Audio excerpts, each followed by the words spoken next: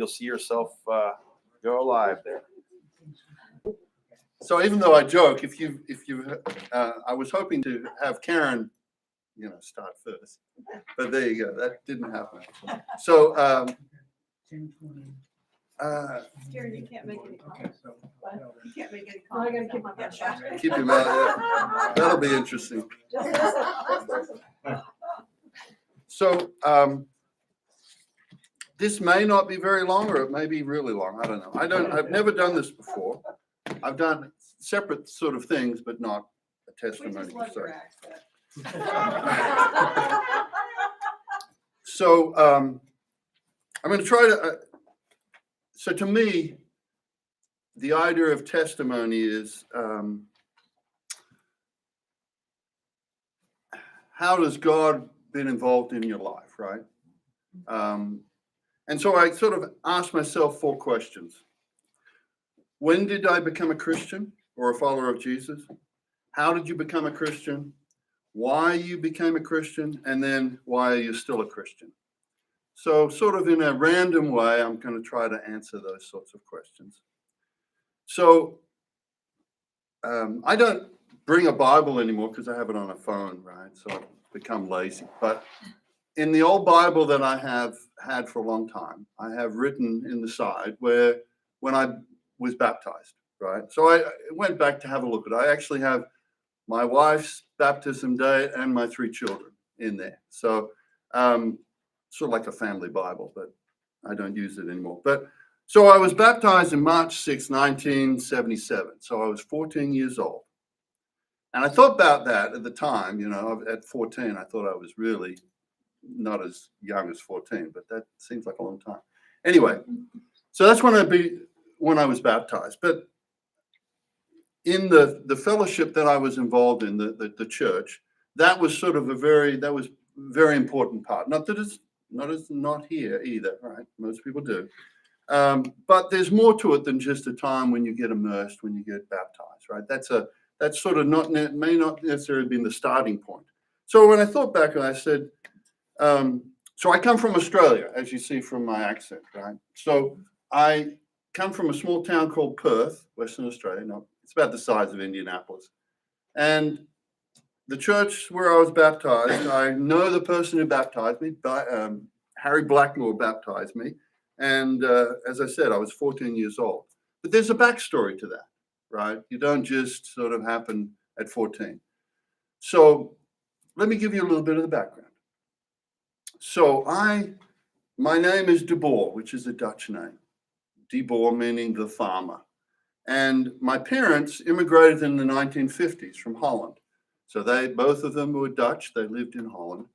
And they immigrated out. And I have my oldest brother, who was 12 years older than me, was a small baby at the time. And then the rest of us came along. I have 2 sisters, one that's 9 years older than me, one that's 5 years older than me, and then I came in 62. And so that family, when I was 5 years old, we moved from a small town where we lived. It was a small town called Balingup. It's an Aboriginal name. And my father was a cheesemaker. So my father's history is that he was a cheesemaker in Holland. And I'll tell you a little bit of backstory, interestingly enough. In the Second World War, when Holland was taken over, he was, trying to think when he was. He was probably 15, 16, in that range. He was what they did is they took the Dutch people that could do things for the Germans, took them back to Germany. And so he had to go back to Germany and look after a cheese factory. So that's sort of the history that he had. And anyway, so I lived in Perth. Well, about 5 years old, we moved from Balingup to Perth. And we were not a religious family. Okay, we did not. Easter was a time to get, Easter eggs. Christmas was a Christmas tree and Christmas presents. Not that they were antagonistic towards religion, but they just weren't involved in it, right? And so my older sister was searching, right? She was more the one that was most searching for God. And she went to many churches, and of course, I'm 9 years younger than her, and so she drugged me along to some of those, and I remember them. But I was fairly young, right? And then she happened upon the church that ultimately she stayed with and that I was involved in. And it was a Church of Christ. And Church of Christ is it's a part of the Restoration movement sort of here in America. Part of the Second Great Awakening, if you know that history. And their mantra, which is sort of a Protestant mantra, is, where the Bible speaks, we'll speak, and where it's silent, we'll be silent. And naively, we all think that's true, and it turns out it's not, because everyone makes up what they want and interprets it. Anyway, but that was the church he went to. It was a lovely church. And when my second sister became a Christian, was converted when she was fairly young, maybe 15, 16. She was baptized in a bathtub, I remember at the time, by a fairly charismatic individual of that church, right?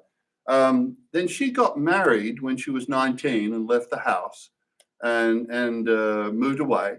And she wasn't going to church. So before that, the three of us, my two sisters and myself, would be going regularly to church. I hadn't committed to it, but they drugged me along because I'm a little kid, right? So my sister left and she no longer went to church. So my oldest sister, even though she didn't live at home, would come by and take me. And so at that time I was thinking, what prompted becoming a Christian, right? So I think about that. I'm almost 50 years being a Christian. So it's hard to think back. What really prompted it? What is the reason, right? At the time, I know I was involved in a fairly dramatic car accident. I didn't get injured, but I was kind of saved because it was out on a country road. We were moving furniture with a large trailer. And the car, we went off the side of the road, and there was a large ditch. And it turned out that a tree saved us, basically. Tree stopped the car, and if you went back, as we're waiting for the wreckers to come, etc., you look at it and think, well, if it wasn't for that tree, I wouldn't be here, right? Now, 13, 14-year-old, how you might think about that. But I would consider that an existential crisis, right? Saying, well, what is the deal? So what's going to happen to you? What is what is this life about? And so when I became a Christian, that motivated me to be more interested in God, right? In religion. So within that church family, that group, I decided to get baptized when I was 14. And some of the things that attracted me to, because I'd love to say it was some, like I felt so dark and helpless, I needed God and repented and all that sort of stuff. The great conversion sort of imagery that you've heard over time. I don't have that necessarily, but I think about that, and I think about one of my favorite songs. So there's a song out of the, if you're older, you might know. It's called "What a Friend We Have in Jesus." Very famous, relatively old song from the 1850s. Okay, this idea of having a friend. Because I had no cousins and aunts and uncles, I just had a small family unit that had moved from Holland. I think that was very attractive. And when you hear about the message that we had this morning about what church is about, right? This idea of a family, a community.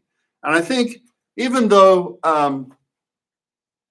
salvation, being saved, I'm sure that's part of why, you want to be right with God.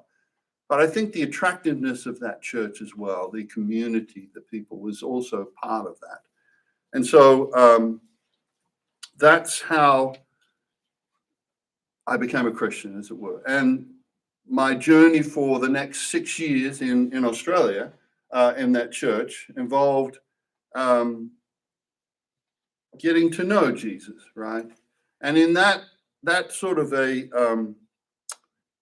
in that church particular, they are very much steeped in Bible study, right? So, if you've read any, there's a famous book by the name of Celebrate Disciplines by Richard Foster. There's several other people, many multitudes, but the idea of interacting, how you interact with God and others. And it's interesting because he has, in terms of the disciplines, he has three disciplines he talks about. There's the inward disciplines, there's the outward disciplines, and then there's corporate disciplines. And it's sort of interesting. As I looked at that, I thought, so for the inward disciplines, there's meditation, prayer, fasting, and study. And I think about my early time as a Christian, study was very much emphasized. So that's something that I'm attracted to. I'm a bibliophile. I love books, right? I wish I could read faster, but that's not the case. I think prayer was illustrated by example, not as encouraged as much. I think it's difficult because even in the process of the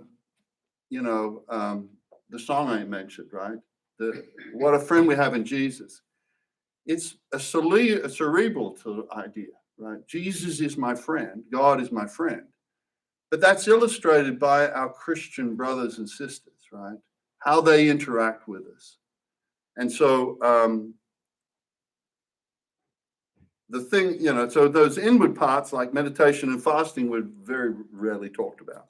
Outward disciplines that were talked about, we were obviously service, submission, solitude, and simplicity is how Foster presents it.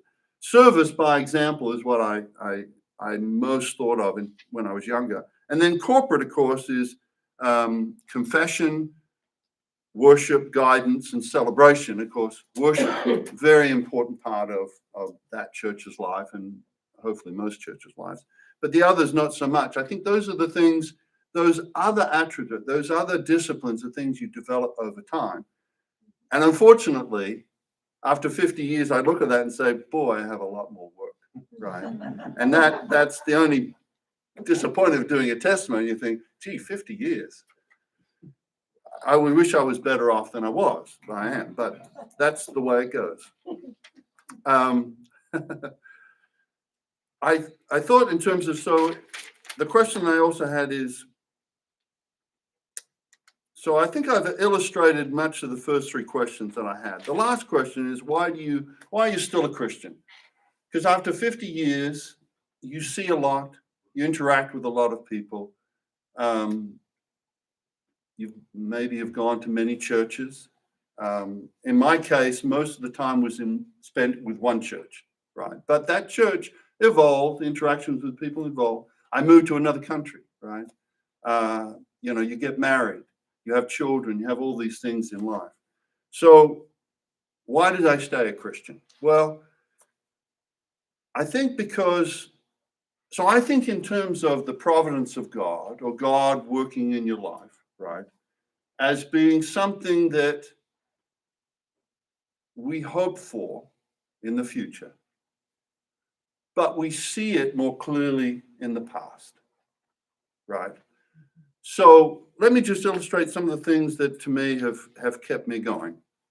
So I have married a Christian woman, and we've been married for 43 years, right? So this coming year. I forget to. We're together, we're a package. So, and we've always gone to church together. So I think we've, certainly it's not paradise, right? But, we encourage each other along the way. We have different, different attributes, characteristics, or ways that we deal with things. But that has been a big encouragement for me over the year. And so within that, we have 3 children. And so I've had the benefit of seeing them grow up. As I said in the Bible that I have written when they were each baptized, right? And it was interesting because I was looking at it, I thought 14 seems kind of all pretty young, even at the time, right? My wife got baptized when she was 23, yeah, so a little bit later, but she certainly, and she'll tell her story, and I won't infringe on that. But of my 3 children, they were all baptized much younger than I was, which made me kind of think about the history that you have, right? I didn't grow up in a church, and so maybe 14 is kind of a bit early for someone who didn't grow up in the church. But if you grew up in that environment, then you can see how you maybe have that relationship with God earlier and earlier, right? And it's just different. Then you struggle with the things that you have to deal with over time, right? What do you do with things when things go badly? But when I look back at my life, what I can see is that God has had a hand in it, and primarily through other Christians as well, but obviously he's been working through those things. When I immigrated to the United States, I didn't have a job. I had some money.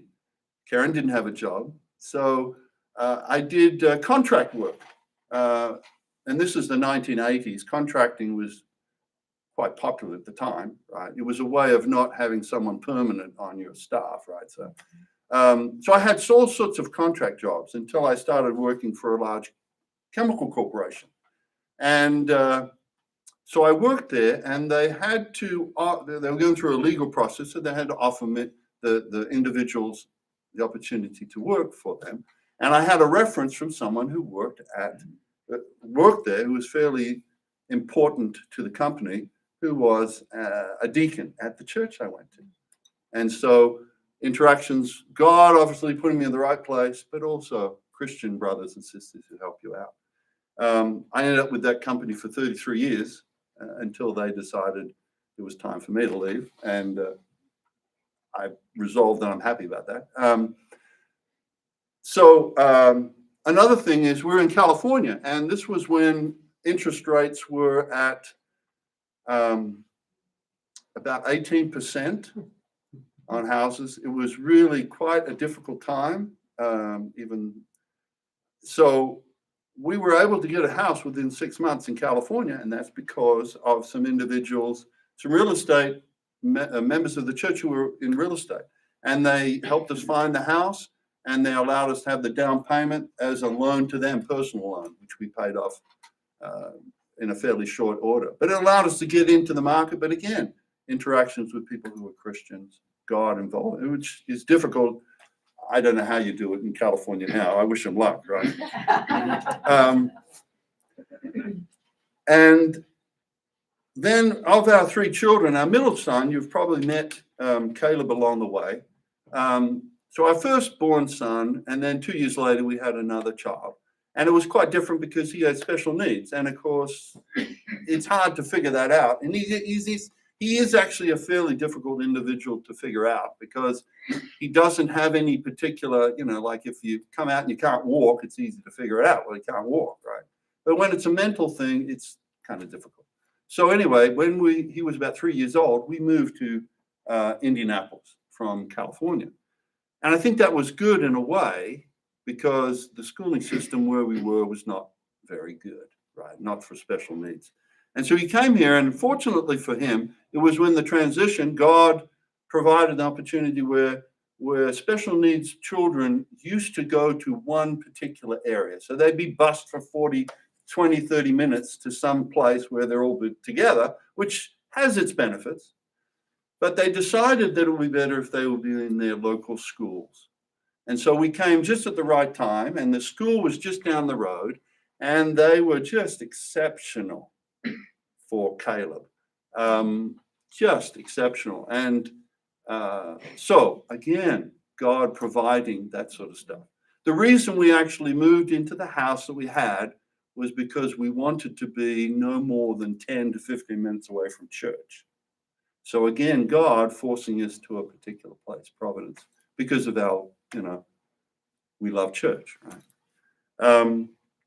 And if you've met Caleb, he's grown up very well. And I would imagine, I don't know if Karen, do you plan to talk in yours about Caleb? I do. I think you should, That's the reason why I'm not doing it today, because I was rethinking what I wanted to say. And I thought, you know, I need to do some Caleb stories because they're amazing. So it's like, Yes. I don't want to do this dark thing. Let's just do something. Yeah, that's all right. So I Go won't ahead. talk No, much no, more. but go ahead and say what you want to say because I'm really enjoying hearing what So- you have to say. This is great. I love it. Okay. So there's some great things about having Caleb, and there's some disadvantages. Of course, we had 2 other children, Jared and Ann, and so it is very hard to interact with a special needs child and to interact with normal children. It has its difficulties. Over the time, I would generally have Caleb do the same things as my oldest son. So we did Boy Scouts together. We would go to camp together. These sorts of things that, but I had to give more attention to Caleb than Jared. But he didn't seem to be too miffed about it. But, it gives him an opportunity to complain to some counselor at some point. So, you got to give them some reason, right, to do that. But he's done very well. He's a ranger in the army, so he's done very well. Has 2 young children, which we hope to see in a couple of weeks physically. But as I said, I went Boy Scouts. He got Eagle Scout. Caleb didn't quite able to do Eagle. He got Life, but that was good enough for him. He was very happy with it, enjoyed the process. And we'd go to Bible camp for at least 5 years, where I went there to be, with him in the classes. But all of my children enjoyed Bible camp. It really manifested that idea of family to them, I think, as it did to me. Encouraged me a lot. But again, having children that still have a faith, even though Caleb still lives with us, so we sort of have more interaction. But the others do have a real relationship with God too, as well. Let's see some other things where I can see God working, particularly in difficult times. It was difficult to immigrate from Australia to America. It was difficult to marry an American woman.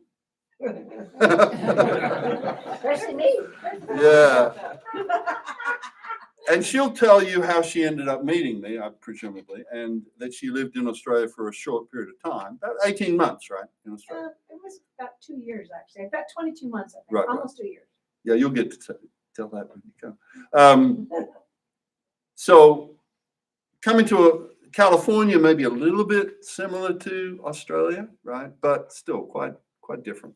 But the familiarity of church helped a lot, I think. Again, God providing things. And I can look at my career. One of the things that was difficult for me is that I had a science. So I'm in science. I had a diploma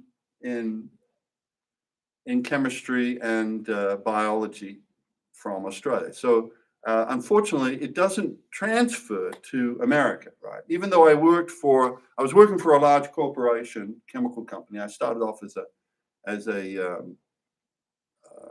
pilot plant operator, and then I moved into being a greenhouse technician, and then eventually, in my process, becoming an analytical technician and then a scientist for that company. And in that process, I couldn't get any benefit out of the years of toil in Australia for this degree. So I had to start from scratch. So I did start from scratch in California and then finished it here in Indianapolis in a chemistry degree. It took me about 15 years, long time. And by the time I got it, it was irrelevant. But there you go. That's where life is. I had already progressed in the company further than what the degree would do. But there you go. That's life, right? Yeah, it still made me feel good. I had an opportunity at the church. We went to a church until a year recently where we moved over here. For about 30 years, we went to that particular church and had many, many opportunities to teach the Bible, teach the Bible to people. And so I really value that. And each one, so why do I still stay a Christian? And I think of this because we did leave a church that we were involved in for 30 years. And part of that question, because I feel my religious loyalty is that it wasn't meeting the needs that I had. And I was very discouraged. There were many things that discouraged me about what was going on. And, you know, you went through COVID, right? So you know how COVID can be discouraging, right? What happens. And so we had to, it took me a while to convince my wife to, you know, leave there. Finally did, but it was a painful leaving.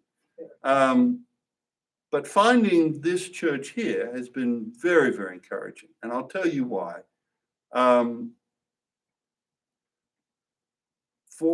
It just has so many things going on where you guys show that you care about people. And I think I got to the point in my Christian life where it's not about my relationship to Jesus as much as I want my relationship to others in the world to be better too. You know, Jesus came to serve and to look up and to do things for others, not just for himself. And so the church we went to, I didn't think was doing that to any degree, and may not be able to. This church is quite wonderful about that. And then it's just wonderful how Caleb is just looked after here as well. It's just wonderful. And then, unfortunately, 6 months ago, my daughter came to our house and said, I'm not doing well in my marriage, right? And I'd like to have said, well, why don't you work on it some more? But, you know, you can't do that, right? And I interacted with her and her ex-husband, trying to get them to resolve this, and it just wasn't. And, you know, you can only do so much. So she's now living with us. And the trauma that she has is really being helped by this church. She has really embraced it. The Celebrate Recovery is just incredible. The youth group. So from my point of view, God took us in the right place at the right time for something that I didn't expect, a divorce of my daughter. And it's really turned out fantastic for her. And all because of God and being at this church. That's pretty much all I have written down, other than the fact that I've been a Christian for 50 years. I hope to do some more and go on more. And the longer I'm a Christian, I see that there's more that I can learn to do. There's more things I can get better at. As with the sermon today, be transformed into the likeness of Jesus, right? And I'm hoping this is a church that can help me out, and hopefully I can help others out. So that's why I'm still a Christian, and why I hope to stay one until I die. So thank you. Sorry? We can take some questions. Oh, sure, yeah. Yeah. And Miranda? So you're in California. What attracted you about Indianapolis? Well, I work for Dow Chemical Company, Okay. and they had a site here. I worked on the agricultural part of it, so there was a site here in the Zionsville area. They wanted to get out of California because the research, well, California is not very hospitable to research for many reasons. And so it was going to be either Midland, Michigan, which I refused to go there. Because if you've ever been to Midland, Michigan, It's pretty. it is, A lot but more snow there. But it's a downtown. yeah, It's a downtown. and it's a that's beautiful all place, but 60% of everything that happens there is because of Dow Chemical. And I don't want to be that familiar with what I'm working with. So they decided to come to Indianapolis, which it's only like 20% Lilly, so it's a little better, right? Maybe less now that Lily's not as important, but yeah, so that's what drew me here from California. We're glad you guys chose us. Oh, We're honored. thank you very much. You have a question? I'm intrigued by the question you said, when, how, why, Mhm. what you became a Christian, which helps me answer that question too. Mhm. So I appreciate that. And Anne gave her testimony Mhm. in Celebrate Recovery, and I sat and cried. Hmm. Yeah, I wish I'd heard that one. Me too. It was good. It was- Did they make a Did she say copy? anything bad about us? No. I doubt she'll tell me about it. But I related to. And then Caleb, he can sit way on the far side, and I can hear him laugh, and I praise God. And it's a joy. Right. So, and I'm praising that they're in Michael's class. Yes. Yes, Just, yes. And I think they're loving him over there. Yeah. And he Yeah. wasn't loved in the church that we came from. He was there since he was age 3. And no one reached out to Caleb. I mean, the youth minister said, oh yeah, he was gonna reach out to Caleb and do something. And we said, oh yeah, you know, Caleb's got this special thing and he can take you to the movies for free. You can go here and you can do this for free and all that. Not once did he ever do anything with Caleb. And you can remember everybody's birthday in the Yes, church. I know. Yeah. Everybody's over. He does. He goes to in case everybody loved, but they never made time for him. Not one person since he was age 3. he's loved you. Yeah. He's such a delight. Yeah. He just has a very unique gift. Yes, definitely. So just as a sideline for Caleb, so he is high functioning, right? If you've interacted with him, he has good memory. But just always keep in the back of your mind, he's really just a 10-year-old.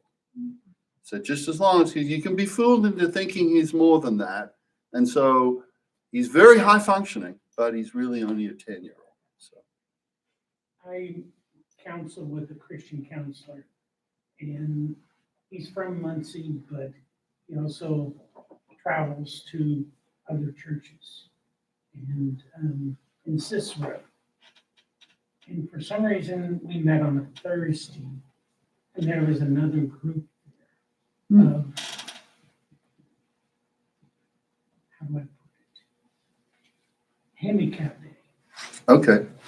where they had a luncheon and had a function for anybody that had handicaps. Hmm. And for some reason, that's been touching my heart. So I'm here. And Caleb would certainly be quite an encouragement for a group like that. He's quite an encouragement wherever he goes.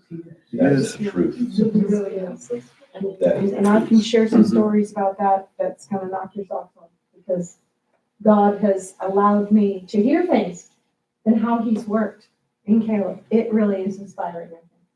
And there's nothing that I'm bragging about, because it's God working, not me. God is working today. Evan and I he was helping me with brakes yesterday. And we were both sitting there talking. And he says, oh yeah, Jerry and Karen's testimonies today. And we both mentioned, we gotta be there. And I'm glad I have. Well, very good. Go ahead. I'll go after. You were working for Dow and you got here, Mhm. but you didn't have a job when you went from Australia to California. Right, right. Why California? Well, that's where Karen was. And so she I grew was. up in the San Francisco Bay Yeah. Area. She was a Gotcha. short-term mission in Australia. I was in Perth and she was in the Sydney area and we met in Sydney. And It's she'll like you're in tell, California. It's like, how does that happen? These two people get together. Was Right, it Church of right. Christ that brought you together? Yes. Okay. Yes. yes, Because it's Yes. like, there's no way I'm gonna marry anybody outside of the Church of Christ, because I mean, I was trained.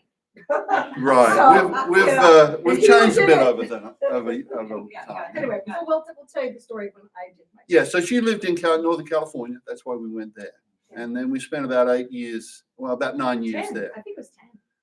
Yeah, a little shy of 10 years. Yeah, I mean, our goal was, we're gonna convert my parents, and then we'll go to Australia, and we'll work on your parents. Well, that didn't happen. We were 10 years in California, and then, I don't know, there was like roots, and it's like, we're not going anywhere. So, that's kind of. And then we ended up in Indianapolis, which is exactly the other side of the world from Perth. So I couldn't get any further away. Takes me 36 hours to get there by plane. So if you ever ask, do I go back to Australia very often? Not very often anymore, because 36 hours is a long time. Is your family still in Australia? Yeah, so I have a brother and sister in Perth. My mother just passed away recently, and then my father passed away.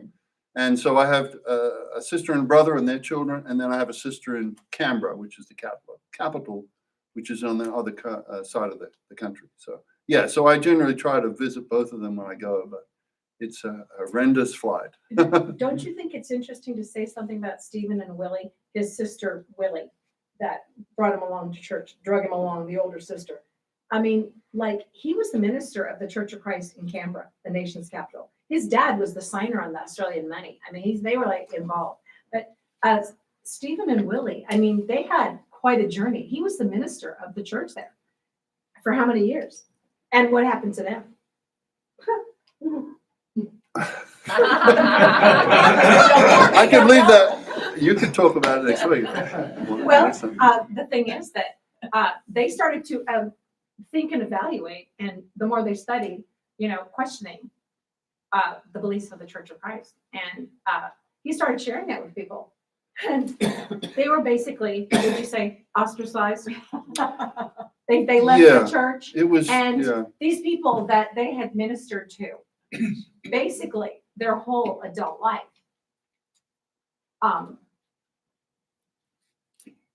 yeah. didn't make any contact with them. How can you do that? How can you have a relationship with people? So, that's I mean, been How can you happening. do that? And then to like cut completely off. Like, Yeah, I it mean, is that tough. is very hurtful, Very helpful. very hurtful. So you had a question? Sorry. I don't want to, I'm not prying. Uh-huh. I'm just, you just seem to be some, a father. You had all these different roles, husband, father, and really engaged in your family and making sure they're blossoming and going where they're needing to be as you should. And then I look at, and my question, I guess, is, do you feel, now that the kids are thriving, they're going where they're supposed to go, are you finding, like at this church and, connecting and thinking about like where God's leading you and your interests? I know we've had discussions about, you have lots of books and you love to read and Right. you love to read the Bible and study the Bible. And those are wonderful gifts and interests. Just Sure. putting it out there. Well, I'm hoping over time. Yeah. So. Okay. So. You don't have to say anything. I'm just making sure you're getting connected and, you're feeling. I really do enjoy the Logos class. I do enjoy the sermons, but I've come to a realization that I've been able to get rid of the idea of knowing something perfectly. Mhm. It's just not possible. I came from a group that was highly legalistic, even though they try not to be. This idea that we know what's right and everyone else is wrong is just so fallacious and problematic. I've embraced the idea that if you believe in Jesus and follow you're my brother and sister in Christ. And the problems that churches have are of their own making, and I don't want to make them any worse than they are, right? I just think of everyone in a different way. And so as I was doing this thing, I do think I'm ripe for opportunity to change what I'm doing. When I left Dow, I now drive a school bus, if you didn't know. So I didn't want to work full time anymore, so I drive a school bus. And I hope to be done with that in about a year, because I'm done with school buses too. So potentially. So last week, the bus broke. He had 3 buses break down on him in one day. Oh, So I work every other week, right? And they always complain about not having enough bus drivers. So they said to me, well, can you give me your week off to do something? I said, I really don't want to. So I tried to avoid them. But I said I give them last week. I would work last week, which is normally my week off. And I had a bus break. I had 3 buses break down on me. And I'm thinking, the old adage, right? Never a good deed goes unpunished. The other irony is because they said that they had just no bus drivers, right? The second day I was there, I go into the bus barn and there's 8 of these bus drivers sitting around drinking coffee. And I'm thinking, that's obviously you're not that desperate, right? So, but it changes from day to day. But it is interesting, the buses. I mean, I kind of enjoy it, but I've done it for 10 years. I'm ready to go for something else. So, yeah. Oh, go ahead. Well, I think what's important, it really jumps off the sermon today. Church is church, but the people make the church. They do. Yeah. And as long as Christ is being preached, not anyone, looking at themselves and saying, look at me, I'm the example. Because I don't want to look too close because you probably aren't a good example. Right. But Exactly. But what I'm saying is Christ has to be the center, but also community has to walk the talk. And Mhm. we get that by doing all the things we've mentioned today. Yes. And you never stop growing. Right. I mean, when you get to be older, you have to keep growing. Because if you get stagnant, then you don't help any of the community. Right. So, There is no arrival. no. No arrival. Oh, And good our question. arrival won't be till we get. our That's reward. Right. I don't know if you're aware of this or not, but when Church of God was formed back in the late 1800s, it was based on, we're not a denomination, Mhm. we are a movement, because if you are my brother or sister in Christ, then Right. we're all together. And that's Exactly. why we don't have a creed and we don't have membership, Yes. because we are, Very refreshing. so Very You similar fit to the right Church in. of Christ. But Yeah. that is similar to what the Church of Christ says. Yeah, you guys come through the Methodist movement, Arminian, and these terms most people don't know, but that's how Church of Christ. Most churches are sort of the Calvinistic side, right? Presbyterian, but yeah, ironically, very similar. And it was the one that, you were 15 minutes away, so we were able to come. If you were longer than 15 minutes away, we'd have to look somewhere else. That's it. He had it. He was like, this is the thing. We're not. Yes, I diagrammed it out. If you're not within 15 minutes, I ain't coming. Yeah, another question? Karen, what can we do to help you grow? To help me grow. And, I think I would like to pair up with somebody to do good things and to serve. And so, I don't know, someday. But, I would like to do that because I want a buddy that I can do, serve God together, a friend. And so, I have a hard time making friends at the other church. And part of it's because I was angry and I was toxic and I wasn't aware of it. I wasn't aware that I was filled with anger. And so when I was trying to prepare my talk, it turned out to be pretty dark. And it's like, I woke up this morning, it was like, nope, you're not doing that. So it's only Jerry talking today. That's good. Yeah, so I just need some more time. The things that this church does, you have a Stevens ministry, which Karen tried to get at the church we went to and couldn't. Yeah, It's just incredible. This passport for employment, it's incredible stuff. It really is. Do you have a question, sir? I was just saying that I've heard the group here a little bit on it. And last week, our pastor was talking, because there's kind of 3 things. First, you got to be upward, you got to be inward, so that you can then reach outward. Mm-hmm. Pretty good sermon on that one. But the perspective that I've heard you two talk about that seems unique to me is what you've caught with your son as being somebody who just embraces God as a kid. Mhm. You get to be around that. You got to see that. Seems like a unique things that you can share. Mhm. Yeah. I think Nick, when I that's- talk, I I'll think share. I think that's the thing that, to me, heard this.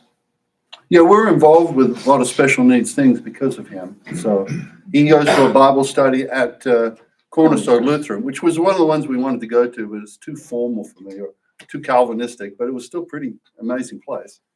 And he goes to a Bible class there. He goes, interacts with the Monon Center. They have lots of things for special needs kids. Really quite amazing. And, we happen to be a walking distance to that. He often walks to those programs, which is really wonderful because he doesn't drive a car. So I chose not to have him learn how to drive a car because he's really only 10. It just would be too much for him. But we do some of that. It's just a matter of how much we can, it's so varied, the special needs community. It's huge in terms of the differences that they have. And when I go to the Bible class, I mean, it's really amazing the different types of people. And of course, but it's very encouraging to see their faith. Yeah. I guess what I was saying is, I think the adult insight through the kids' view that you have is unique. Yep, it's a treasure, that's for sure. Well, thank you. Any other questions or? I want to expand on Lynn's comment about the church. My great grandparents started out when they moved from West Virginia because they were ostracized in that community to Anderson. My great grandparents are part of that beginning stage, and it was almost like it was Amish. They all worked together with their gifts. My great grandmother was a cook, and great grandfather was a printer operator. But they developed a printing press and developed tracts, and they went to the communities and started handing out tracts. So that was in Virginia or here? Both. Oh, okay. And they originally started in West Virginia, the Church of God, but came here in Anderson. Huh. And they took the buildings, believe it or not, bit by bit, and brought those buildings here in Anderson, over there in Anderson. Wow. But so that's originally how it started. It's very humble. Yeah, They we should didn't get have together and salaries. you could explain some of that. So I'd love to hear the They didn't have history. any salaries. They all worked together like the Amish kind of did. Cool. Please, Jerry, because I've heard it about. Oh, pick the day when you're not there. It's Uh, a Fresh passion blood, because, thank that's you. the thing about Church of God represents, so I'm Right. Maybe you and Karen could get Yep. Well, I'll tell you, interesting, when we were in California, we had a church in California, Walnut Creek Church of Christ. And down the road, we had interactions with the Church of God.